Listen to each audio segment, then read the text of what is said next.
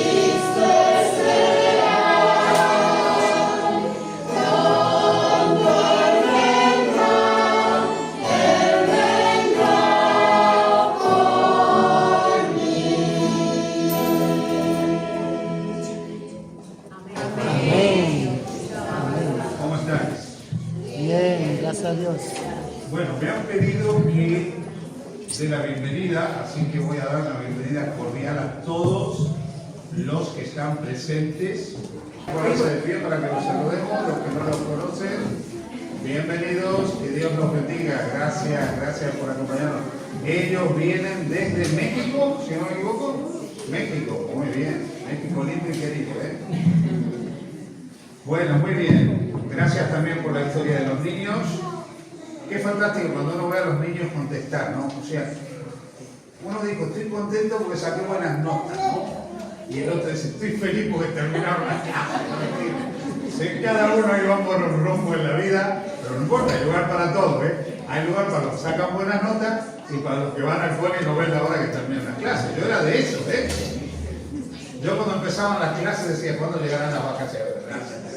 El momento más feliz cuando terminaban las clases y empezaban las vacaciones de nuevo, ¿eh? Así que hay lugar para todos en la vida, no os preocupéis, e igual se puede avanzar en el camino de la vida. Esta mañana quiero invitar a los hermanos a abrir la palabra de Dios en la primera carta de San Pedro. Primera carta de San Pedro. Ahí encontramos una epístola. Ya sabéis que el Nuevo Testamento se divide en los evangelios, por un lado. Luego tenemos lo que se llama libros históricos, que es el libro de Hechos, que es el libro que narra la historia, el origen de la iglesia.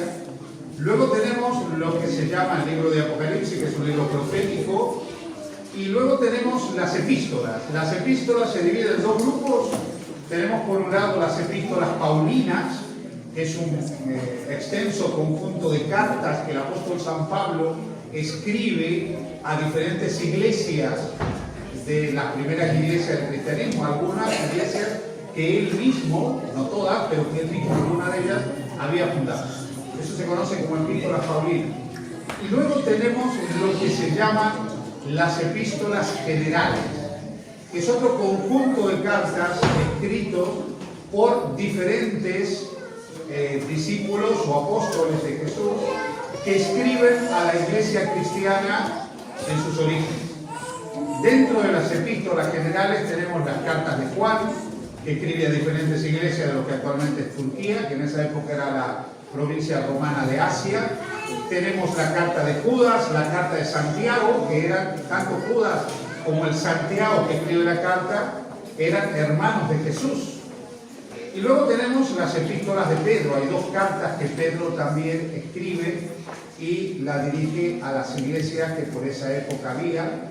Una de esas cartas, que es la que vamos a leer ahora, tiene un contenido que es muy interesante. Pedro escribe esta primera carta un poco antes de su muerte, en una época en que ya los cristianos empezaban a ser perseguidos. Ya sabéis que la primera persecución contra los cristianos arrancó más o menos allá por el año 60 de la era cristiana, y sabemos que Pedro y Pablo mueren en torno al año 63 de la era cristiana, cuando mueren martirizados en Roma, ambos, a metro de distancia, ¿no? Uno muere crucificado y el otro muere decapitado sobre el año 63, quizás como tarde el año 64 de la era cristiana. Se cree que la primera carta de Pedro se escribe en torno al año 60 de la era cristiana, y es una carta que Pedro dirige a la iglesia. La introducción de la carta es muy interesante porque él la sitúa geográficamente. Dice el capítulo 1, versículo 1, Pedro, apóstol de Jesucristo a los expatriados de la dispersión en el Ponto, Galacia, Capadocia, Asia y Bitinia.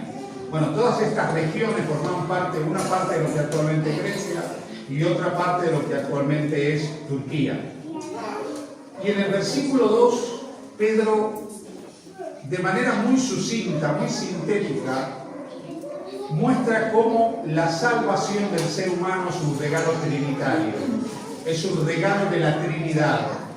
Y dice lo siguiente, que todos hemos sido elegidos según la presencia de Dios Padre en santificación del Espíritu para obedecer y ser rociados con la sangre de Jesucristo. A aquellos que han sido elegidos por el Padre, salvados porque la sangre de Cristo los ha limpiado de todo pecado y están siendo santificados por la obra del Espíritu Santo, Él se dirige deseando que la gracia y la paz del Dios Todopoderoso esté sobre ellos. Fijaros qué interesante cuando Él presenta la obra salvadora. El Padre nos elige para salvación, el Hijo por medio de la entrega de su vida, derramando su sangre, ejecuta la voluntad del Padre, y finalmente el Espíritu Santo hace efectiva la obra de la salvación, realizando en nosotros el proceso de santificación. Y estos que han sido elegidos por Dios, que han sido lavados en la sangre de Jesús y que están siendo santificados por el Espíritu Santo, forman la iglesia.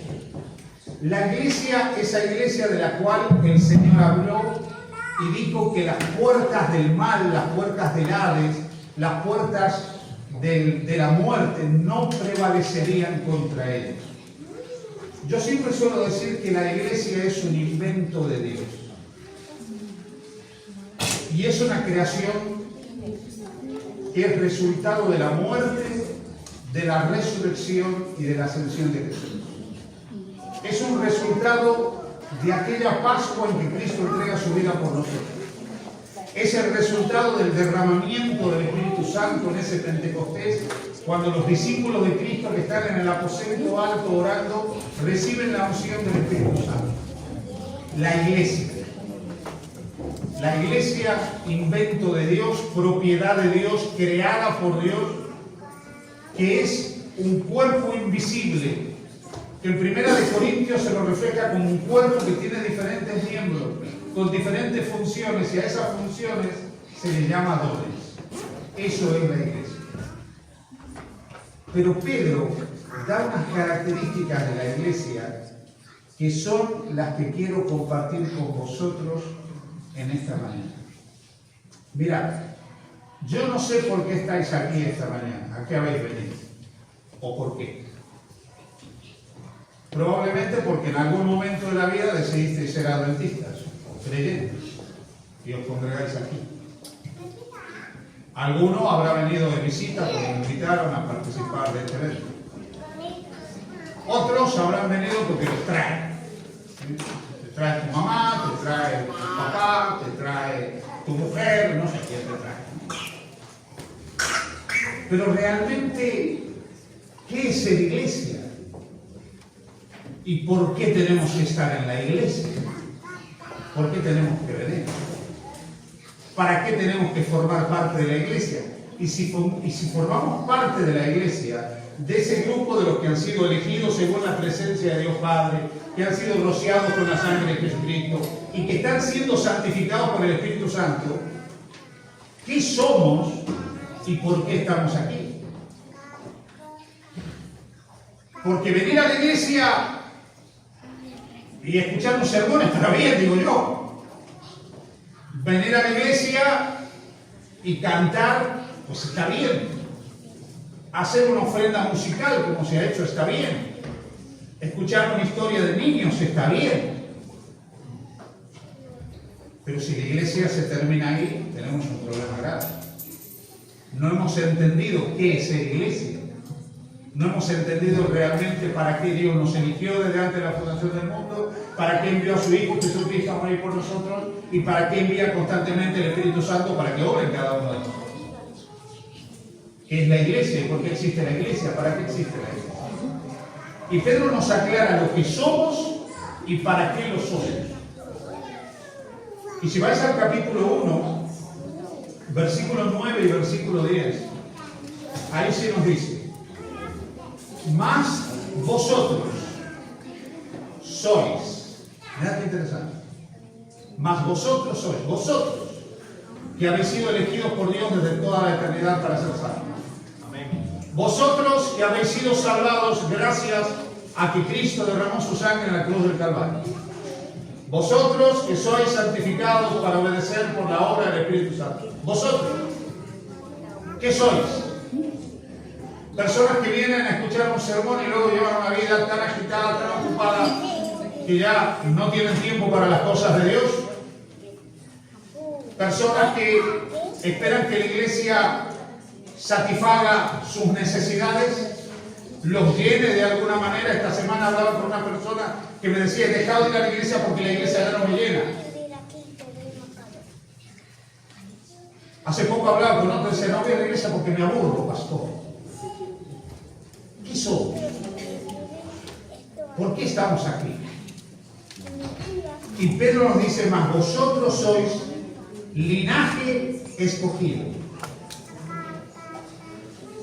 real sacerdocio, nación santa, pueblo adquirido por Dios. Y fijaros lo que dice la primera parte del versículo 10: vosotros que en otro tiempo no erais pueblo, pero que ahora sois pueblo de Dios, que en otro tiempo no habíais alcanzado misericordia, pero ahora habéis alcanzado misericordia. Queridos hermanos, somos en primer lugar linaje escogido. ¿Sabéis que cuando nosotros leemos la Biblia, y muchos empiezan a hacer el año bíblico, cuando llegan a la parte de Crónicas, donde aparecen las genealogías, dejan el año bíblico? A mí me gusta la cantidad de genealogías que hay en la Biblia. Fulano, hijo de tal, hijo de tal, hijo de tal, hijo de tal. Incluso cuando se habla de Jesús, tenemos dos genealogías de Jesús. Una que viene por el lado de José, que es la que está en el Evangelio de Mateo, y otra que viene por el lado de María, que es la que está en el Evangelio de Lucas. Dos genealogías. ¿Por qué las genealogías en la Biblia? Porque incluso cuando el pueblo de Israel volvió del cautiverio babilónico, se buscaron para ver quiénes podían estar en el sacerdocio y vieron las genealogías que había, y cuando la genealogía era incompleta, esas personas no la ponían en el sacerdocio. Porque dentro del pueblo de Israel, el linaje, ser parte del pueblo de Israel, era muy importante. Tener ese certificado que acreditaba que tú eras hijo de, nieto de, viviendo de, que realmente eras del pueblo de Dios, era muy importante. Por eso Pedro dice: vosotros sois linaje escogido. Vosotros sois linaje escogido. Para Dios, la pertenencia es importante. Y dentro del pueblo de Israel, el pertenecer al pueblo, ser del linaje de Israel, era importante. Por eso Pablo, cuando él defiende su apostolado, y lo podéis leer de manera magistral en la carta a los Filipenses, Pablo dice: me voy a hacer el loco. Dice: circuncidado al octavo día, del linaje de Israel, de la tribu de Benjamín, hebreo, hijo de hebreo, según la ley fariseo, ¿no? Y él podía hablar de su linaje. ¿Quién era su mamá? ¿Quién era su papá? ¿Quién eran sus abuelos? Para mostrar que era un israelita de los pies a la cabeza. El linaje en el pueblo de Israel era importante. La pertenencia a ese pueblo era importante. Y es cierto que a lo largo de los siglos esto del linaje y de la pertenencia se le ha dado mucha importancia. Voy a contar esta mañana una historia, ¿sabéis que me cuenta la historia? Me encanta. Y voy a contar una historia familiar. Trato de no hablar de la familia de otros que se ofenden, ¿vale? Entonces hablo de la mía. Mi familia es de origen gallego. Galicia, más exactamente de una localidad que se llama Camariñas, en La Coruña. Si alguna vez pasáis por Camariñas vais a ver al Pose, pero tendréis que ir al cementerio. Vivos no queda ninguno ahí.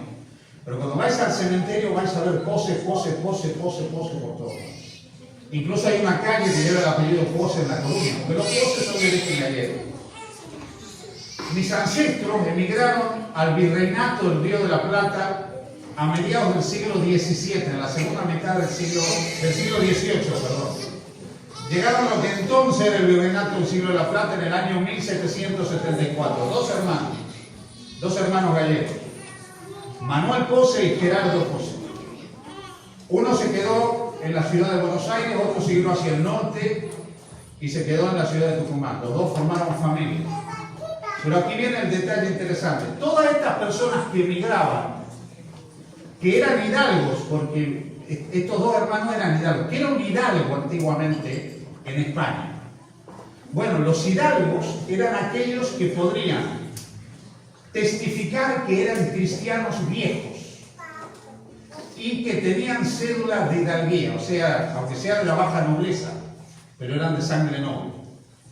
Y eso había que hacer un trámite en la Cancillería de Valladolid. Entonces tú ibas a Valladolid y tenías que llevar una serie de documentos que mostraban que tú no eras converso del judaísmo al cristianismo, porque en esa época muchos judíos se habían hecho cristianos y como que los consideraban cristianos de segunda clase. Yo no digo que esto está bien, pero es lo que pasa.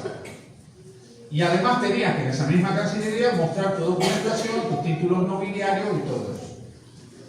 Bueno, los Poses tienen cédula nobiliaria en la Cancillería de Valladolid y cédula de cristianos viejos, que como familia han sido cristianos de toda la vida. No eran judíos conversos. Estas familias que emigraron a los diferentes virreinatos, el virreinato de Nueva España, que actualmente es México, hay mexicanos aquí, ¿no?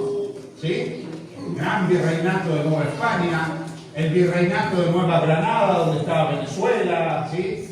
Y otros lugares de Centroamérica también, el virreinato del Río de la Plata, donde estaba todo el sur, la Capitanía General de Chile, la Capitanía General del Paraguay, todo eso, ¿no? Todos los que tenían cédula de hidalguía, cuando llegaban a esos lugares, solamente entroncaban, se casaban con familias que eran del mismo origen. Durante siglos lo hicieron. Todos mis ancestros eran castellanos, o sea, se casaron con familias de origen castellano. No se casaban ni con nativos ni con mestizos, solamente con familias de origen castellano. Porque para ellos el tema del linaje era muy importante. Porque el linaje les permitía dos cosas. Primero, le permitía lo que ellos consideraban pureza de sangre, que esto es muy racista, pero existía. Y en segundo lugar, al casarse más o menos entre familias, mantenían las propiedades entre ellos. ¿Cuál es el problema? Que a medida que pasaban los siglos y se producía la endogamia, los hijos iban saliendo tarados. Por eso yo quedé como quedé. Ese es el problema del linaje. Cuando se mezclan los mismos linajes, finalmente la endogamia lleva a defectos en la raza. Por eso las mezclas son buenas. Para muchos el tema del linaje ha sido muy importante, el origen, la sangre, el apellido, todas estas cosas, ¿no? Yo recuerdo un día mi padre estaba discutiendo con mi madre, porque en la generación de mi padre se rompió esto, ¿no? Y yo recuerdo la discusión que estaban teniendo. Yo no sé en qué no me acuerdo en qué no se ponían de acuerdo con mi madre. Mi padre y mi madre, ellos tenían la costumbre de nunca estar de acuerdo, ¿eh? O sea, así que no sé ese día por qué no estaban de acuerdo. Pero yo recuerdo una expresión de mi padre, ¿no? Mi padre la mira a mi madre era morena, cobriza, ¿no? Cara negra, tenía mi madre. Y le dice a mi padre, 25 generaciones de Pose me contemplan. Y mi madre lo mira y a mí 25 de indio. ¿Y qué? Y claro, para algunos este tema de origen era muy importante. Y dentro del pueblo de Israel el linaje era importante. Y ahora viene Dios y nos dice a nosotros, vosotros sois linaje, pero fijaros qué cosa, escogido. Lo vuestro no es de sangre, señores. Lo vuestro es de elección. Dios os escogió. Dios os eligió. No se trata de la raza, porque antes no formabas parte del pueblo de Israel, le dice Pedro a esos cristianos. No era el linaje, no era el pueblo de Dios, pero Dios os escogió. Somos linaje porque Dios nos eligió para salvación. Somos linaje porque Dios nos elige a pesar de nosotros. La elección divina no tiene nada que ver con la raza, no tiene nada que ver con la sangre, no tiene nada que ver con la lengua, no tiene nada que ver con la cultura, tiene que ver con el propósito salvador de Dios. Vosotros sois linaje escogido. Así que cuando te mires al espejo cada día de tu vida, recuerda que Dios te eligió. Te eligió a ti para que formes parte del reino de los cielos. Te eligió a ti para que seas salvado. Te eligió a ti para perdonarte. Te eligió a ti para redimirte. Te eligió para que formes parte de su familia. Te dio su apellido, te dio su identidad. Te extendió un nuevo documento de identidad. Eres linaje escogido. Tienes una dignidad a los ojos de Dios enorme, porque formas parte de la familia de Dios. Esa es la iglesia, los que son linaje escogido. Pero luego dice a continuación la palabra de Dios, real sacerdocio. Y aquí viene la idea de los sacerdotes. En el periodo del Antiguo Testamento, el sacerdocio tenía unas determinadas características. Solo podían ser sacerdotes los de una familia, la familia de Aarón. Y el sacerdocio solo lo podían tener los hombres. Así tenían que ser hombres, hebreos, circuncidados de la familia de Aarón. Y solamente en esa familia se podía ser sacerdocio. Digamos que el sacerdocio en los días del Antiguo Testamento era bastante sectario. En los días del Antiguo Testamento el sacerdocio era bastante limitado. Solo unos pocos varones hebreos podían llegar a ser sacerdotes. Y entre ellos incluso elegir al sumo sacerdote. Así que tenía que ver con el género, tenía que ver con la raza y tenía que ver con el linaje. Más racista que esto, casi imposible. Pero viene Jesús. Y cuando Cristo entrega su vida en la cruz del Calvario por todos, la raza, el género, el linaje, la condición social, ya no tiene ninguna importancia. Por eso Pablo podrá escribir, ya no hay judío ni griego, no hay varón ni mujer, no hay ni esclavo ni libre, pues todos sois uno en Cristo Jesús. Amén. Y ahora ese sacerdocio que era exclusivo genéricamente, racialmente y socialmente, ahora el Señor nos lo extiende a todos los creyentes. Todos en la iglesia compartimos el sacerdocio de Jesucristo. Amén. Todos estamos llamados a ser sacerdotes. Todos somos un sacerdocio regio. Y uno se pregunta cuáles eran las funciones del sacerdote en el Antiguo Testamento. El sacerdote oficiaba en el templo. El sacerdote predicaba la palabra en el templo. El sacerdote cuidaba la congregación. El sacerdote asistía a las personas que asistían al templo. El sacerdote ofrecía los ritos del templo. El sacerdote practicaba las grandes ceremonias del templo en grandes días, como el día de expiación. Todo lo hacía el sacerdote. Y si ahora todos nosotros somos sacerdotes, significa que todos nosotros estamos llamados a ministrar al Señor. Ministrar en el templo del Señor, predicar la palabra del Señor, asistir a las personas en nombre del Señor, practicar la voluntad del Señor, enseñar la voluntad del Señor. Todos hemos sido llamados a compartir y a ser parte de ese sacerdocio. Y sabéis, la Biblia en ninguna parte dice que los pastores tienen ese sacerdocio y el resto de los miembros de la iglesia no lo tienen. Ninguna parte de la Biblia dice que los ministros cumplen el rol sacerdotal y el resto de los miembros no. Eso sí se enseñó muchos años en la historia de la iglesia, haciendo una separación entre el clero, los sacerdotes, y los laicos, los miembros de la iglesia. Pero la palabra de Dios dice que todos nosotros somos sacerdotes y todos somos laicos, todos. Porque la palabra laico viene de laos, que significa pueblo. Y a continuación, luego que el Señor te dice a ti, me dice a mí, que has sido escogido y que eres sacerdote, te dice, eres pueblo, eres laico, todos. Ministros, pastores y miembros de la iglesia, todos somos laicos. Aquí no hay clero y laicado. Hay iglesia, hay pueblo de Dios. Y es cierto que hay diferentes roles y funciones y grados de responsabilidad conforme a los dones. Por eso es que algunos son pastores, otros son evangelistas, otros son maestros, otros son diáconos, otros son ancianos, otros administran, otros tienen don de fe, otros tienen... Hay diversidad de dones.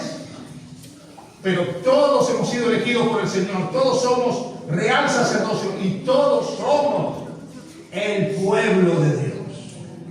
Todos, por igual. Y ese pueblo de Dios, esa nación, ese linaje escogido, ese real sacerdocio, ese pueblo adquirido por Dios, es la nueva nación de Dios. Por eso Dios le llama nación santa. Ahora, todos los que estamos aquí venimos de diferentes naciones, más o menos. ¿Sí? Esto es un ejemplo de Apocalipsis 14, toda nación, tribu, lengua y pueblo, ¿vale? Algunos vendrán de naciones, algunos creerán que yo vengo de alguna tribu, no pasa nada, ¿sí? Lo importante es que todos venimos de alguna parte. Las naciones tienen fronteras y las naciones tienen identidad. ¿Sí? La identidad está asociada a la cultura, está asociada a la lengua, está asociada a las tradiciones. El otro día una persona me decía, pastor, ¿usted toma mate? Le digo, sí, yo tomo mate. Y me dice, ¿y si yo tomo mate, usted qué opina? Uy, le digo que lo tuyo sería un vicio, lo mío es cultural. Si tú tomas, es vicio, lo mío es cultural, hermano. Cultura. Cada uno tiene una cultura diferente. Y el marco de esa cultura tiene costumbres diferentes, tiene hábitos diferentes, tiene ideas diferentes, tiene prácticas diferentes. ¿Sí? Y eso tiene que ver con la identidad. Por eso cuando escuchamos ciertas palabras, cuando escuchamos una música, cuando escuchamos un himno, todo tiene que ver con la identidad. Y uno puede creer que su identidad es mejor que la del otro. Porque a veces yo creo que vengo de un lugar que es mejor que el del otro. Y a lo largo de los siglos eso se ha alimentado, ¿no? Si tú tienes determinados rasgos, si vienes de determinada zona del mundo, eres guay. Si tienes otros rasgos y vienes de otra parte del mundo, no eres tan guay.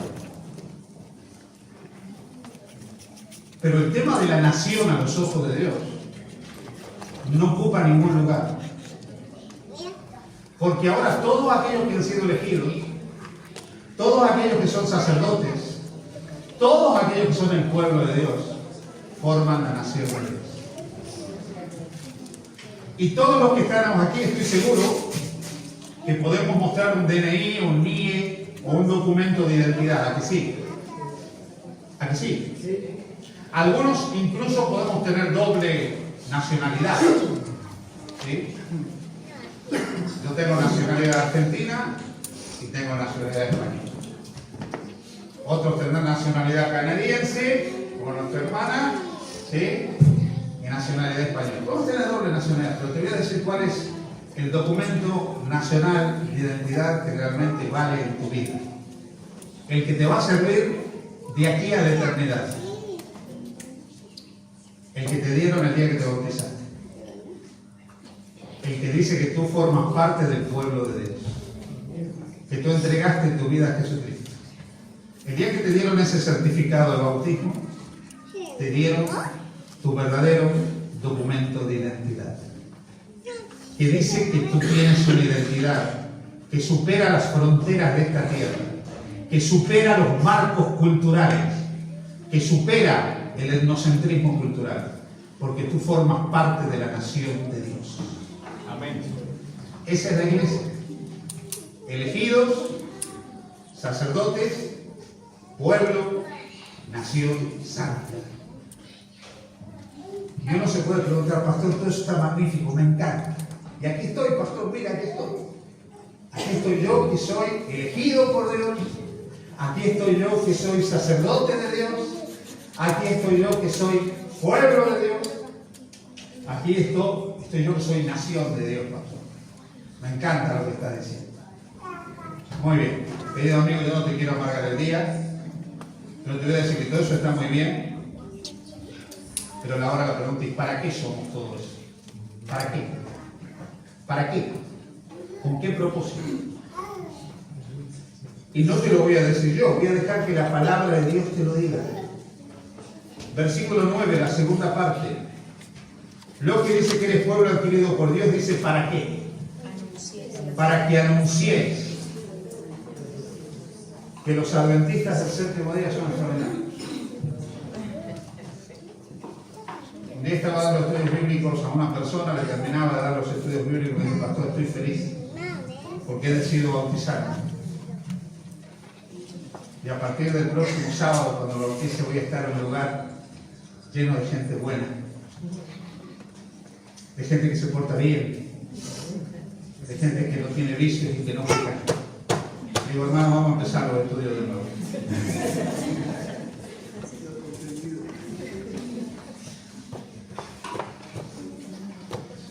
Ojalá todos seamos todo eso y mucho más.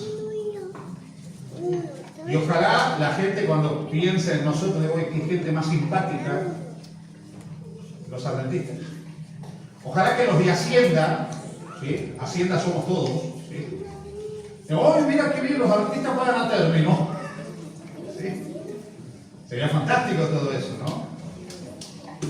Que paguemos nuestras deudas, que seamos responsables con nuestros tributos, al César lo que es del César, eso está muy bien.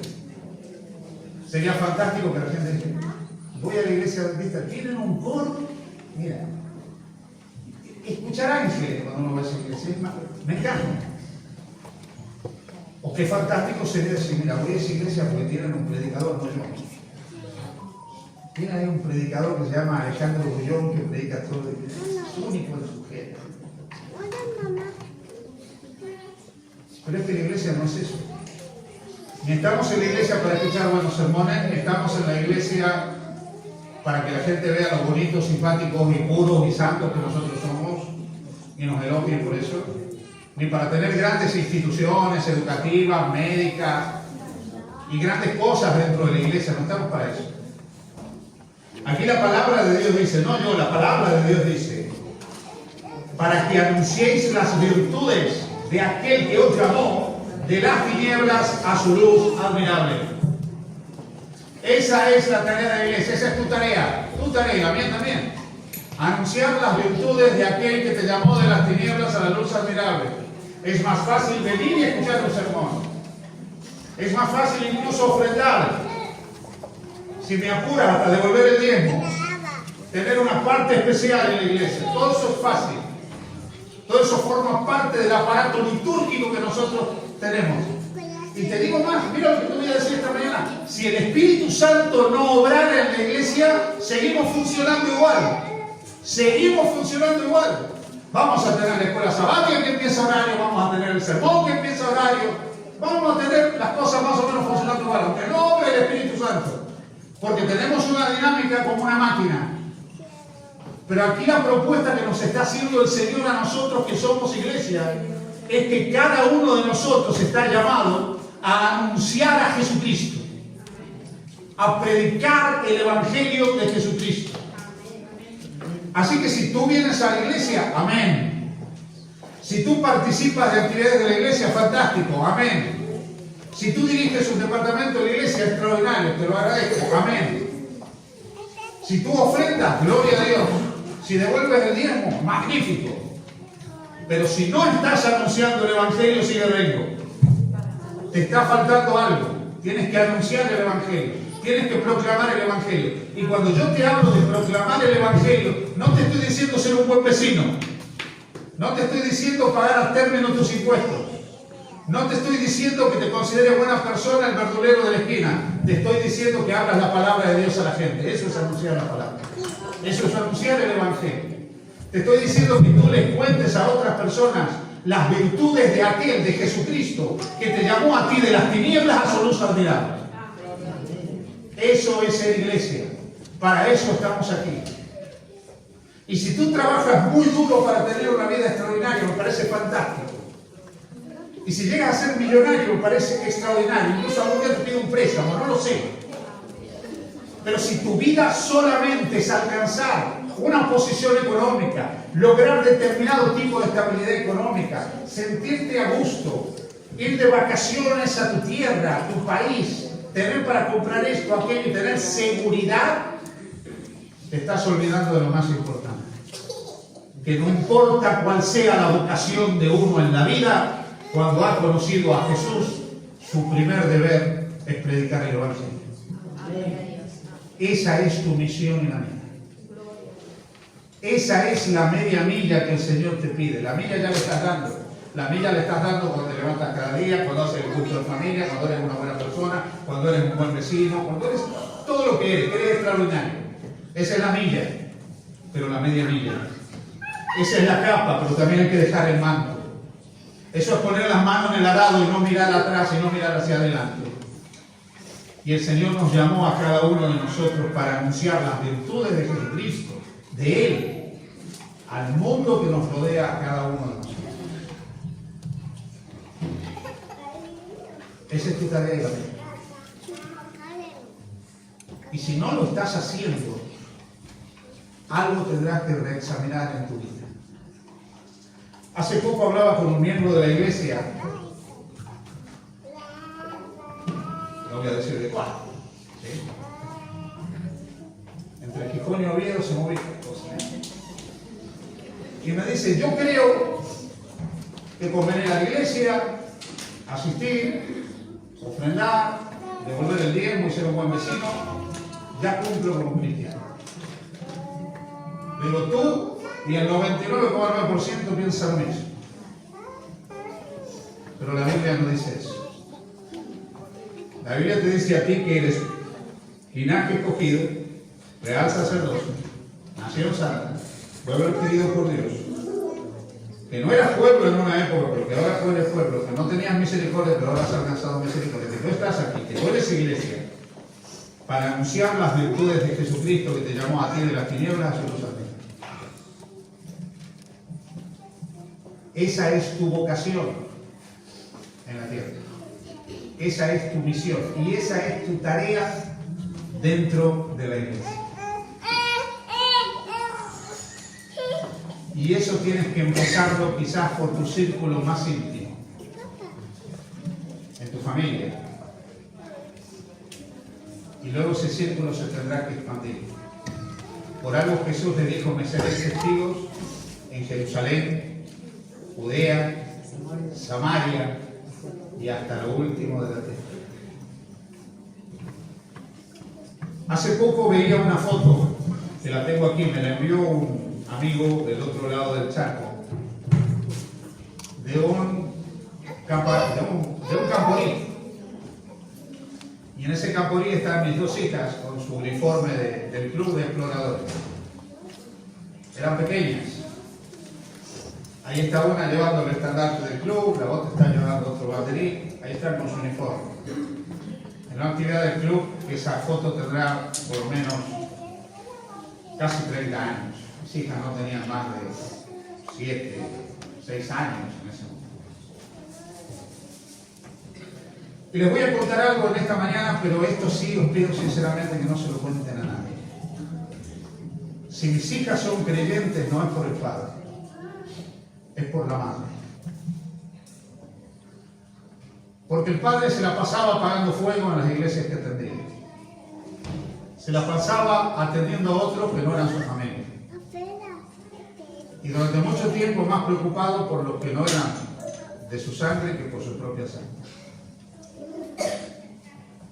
En alguna época de mi vida, cuando atendía 13 o 14 iglesias, yo me levantaba en la mañana, salía de casa, le daba un beso en la frente a mis hijas y cuando volvía, mis hijas estaban durmiendo. Estaban dormidas cuando me iba y estaban dormidas cuando volvía. La que le hacía el culto, la que le contaba las historias bíblicas, era la madre. La que les enseñaba la palabra de Dios era la madre. La que le preparaba su ropa para el sábado era la madre. La que se ocupaba que tengan todo en el cerro del club de exploradores era la madre. Yo solo aparecía en la foto. Se lo debe la madre.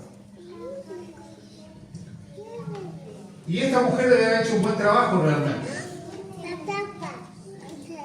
Porque el otro día, mi hija pequeña me envió una foto. Me envió la banda de mi nieto, que recibió en el club de Lérida, con las primeras especialidades que ganó en el club de exploradores como cachorro. Y recuerdo la foto y la imagen de la madre y luego abuela, también con su uniforme del club, como monitora del club, llevando a sus hijas al club. Y ahora la hija hizo lo mismo con el nieto. Y si el Señor no viene, espero que el nieto lo haga con los nietos. La identidad. La misión que tenemos dentro del hogar, de impartir el Evangelio a los nuestros, a nuestros hijos, a nuestros cónyuges, a nuestros seres amados.